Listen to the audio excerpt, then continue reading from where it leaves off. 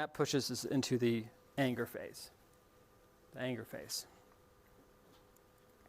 So generally, late 20s, mid 30s, right?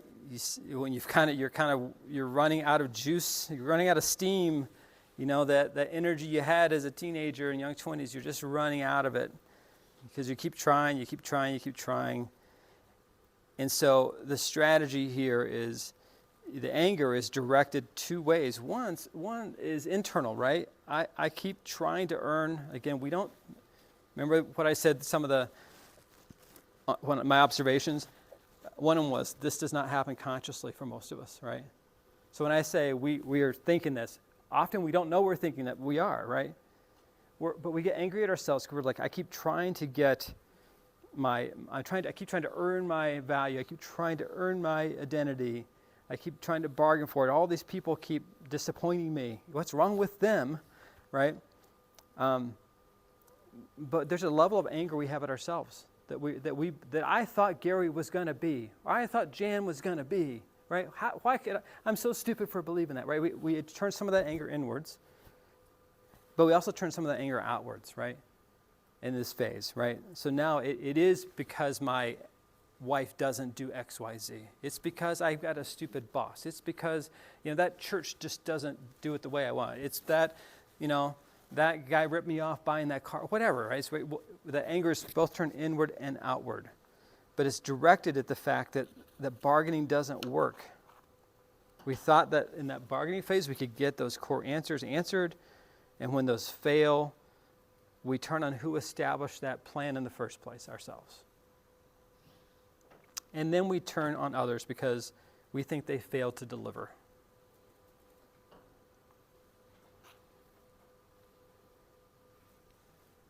And then, so Satan's goal here is either double down, right? Well, you just didn't try hard enough, right? Go back to phase 3 and try more. Try a different job or try a different, right? Nothing wrong with changing jobs and so on. I don't mean that, but I just mean, when we have so much tied into it.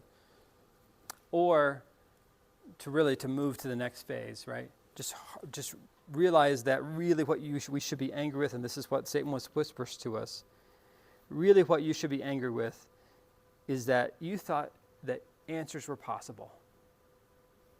You really thought that there was some life that was going to be fulfilling, and there isn't. He tries to get you to grow up. I was at a leadership conference. This is many, many years ago, and we had a guest speaker. So this is all kind of young executive leaders in the company I was at, and the guy gets up and he's supposed to motivate us because we're in our this is a bunch of mid-30, mid-level management people that are all kind of, we're trying to get to that next level, and we all think we're underpaid, and we got people that complain to it, right? We're all just kind of cynical mid-30s, early 40s people, right? And we're in this room, and I remember we were at this really nice conference center, and so this guy's really trying to motivate us. So he gets up, true story, gets up and first talks about how that a lot of us are held back by things that happened when we were younger. All right, that made sense to me, right? I was just starting to kind of realize this in my own life. I'm like, oh, that makes sense. But then the next thing he said was what sealed the deal for me. He turned around and said, but you know what? You're in your 30s and 40s. Just get over it. Just get over it, right? You just need to block those things out and just get on with, being the best, whatever. And I remember going, well, that doesn't seem very motivating, right? It just was so like, you don't think I would get over this if I could, right? But his message was kind of the same thing, right? Just get over it, right? Stop looking, stop trying to find something meaningful, right? Just get on with it. Just move on. That was, now this is my words, not his, but those are childish things, right? To wanna feel valuable, to wanna have an identity, or think that you're on this earth because God's got a unique calling for your life. You know what? Those are kind of dumb, stupid, childish things, right? Yeah, I know you wanted to be a fireman or Superman or Wonder Woman when you were a kid. Those are childish things, right? Get on with doing your job, right? Making money, or whatever. right?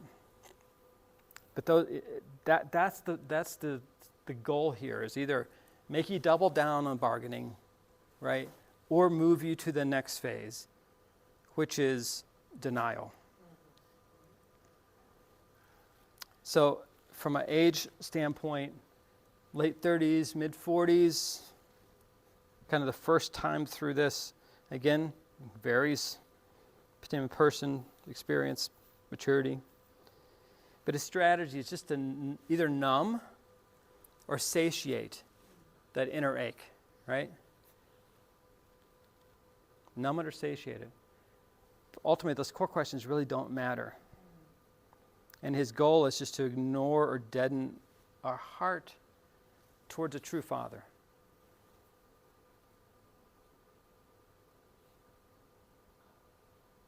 And that's where he tries to take us. And numbing can happen just through all the things we numb with, right? And all the things we satiate is often the same things. They just, one kind of numbs us, one keeps us satisfied for a little bit longer, keeps us on the treadmill a little bit more, right? C.S. Lewis, he had a classic book, The Screwtape Letters. If you've never read it, you should read it. He's writing it from the perspective of an older demon to a younger demon. He's training him, right? And he says, it doesn't matter how small the sins are, provided that their cumulative effect is to nudge a man away from the light and out into the nothing. Murder is not better than cards if cards can do the trick, right? Hey, if you could just keep someone numbed, satiated, placid, settled, right? It's good enough, right? Do as little as you have to get someone in that condition where they live in this state of denial. Just keep them there, right? And so if you look at your own life, the solutions might be as serious as murder, or it could be as little as, I just thumb through Instagram videos. Hey, whatever does the trick, just to keep you numbed, satiated. But that's why Proverbs 4:23 says, above all else, guard your heart. Guard your heart, for it is the wellspring of life. Letting this thing be awake, alive, hungry, searching for God, searching for only the things that He can provide. That's why we have to guard it. See, if we don't guard our heart above all else, then that third phase is going to be our home. Denial. The idea of helping us realize how often we live as orphans, because we live in denial that we do, right? When my first response when something goes wrong is, what do I do? How do I fix this? And God is not even in the picture in my mind. That's living as an orphan. I don't even see it. I'm so in it, I don't even see that I do that until I stop and go, whoa, that's what I do when I get upset, or that's what I do when I'm frustrated, or that's what I do when I'm anxious, or that's what I do when I'm lonely, or that's what, oh man, I've been living in denial, right? How subtle it is, right? Because denial, by definition, means you don't realize you're in it, right? And so to open our eyes that, you know what, your story matters to you. And it's not just denial in that I'm making bad choices. It's denial that, you know what, your story matters. Your story matters to God. Do you realize that? How much your story matters? How much your life matters? All of heaven and all of hell have battled over you. It does go back to those core questions that somewhere in our story that at levels that don't even register here sometimes, right? We've believed at the deepest level, right? All the things that we struggle with, right? That's that foundational level and it's so, I wish that the cancer didn't go as deep as it does. I really do. I want it for my own life, right? But it does. And I think that's part of why often Christianity feels like it's is kind of a surface thing, right? If we just kind of correct a few things. But really Christianity, the offer of Christianity, which comes back to what Jesus offered is, I've come to heal the brokenhearted. And again, realizing brokenhearted doesn't mean sadness. It means something is broken, right? The cancer is deep, right? That's what he came to do. And it's going to take a journey, right?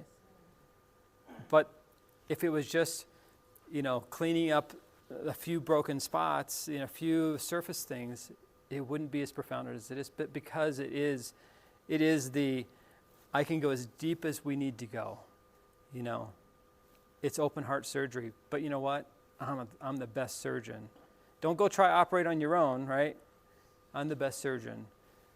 You just say, God, you search me. You know me. You reveal where that cancer is, this one, right? This vein of it.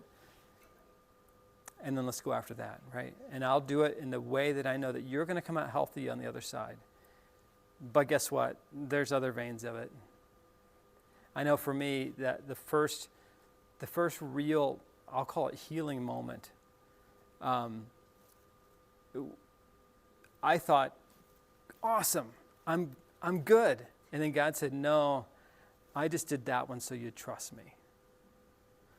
Oh, there's more? Yeah, there's more. There's a lot more. I'm not even, God's kind enough. He doesn't even show us all the places that the cancer has, right, metastasized into, because he's kind. He just says, let's just focus here. And sometimes that focus here is, let's just have a good day together.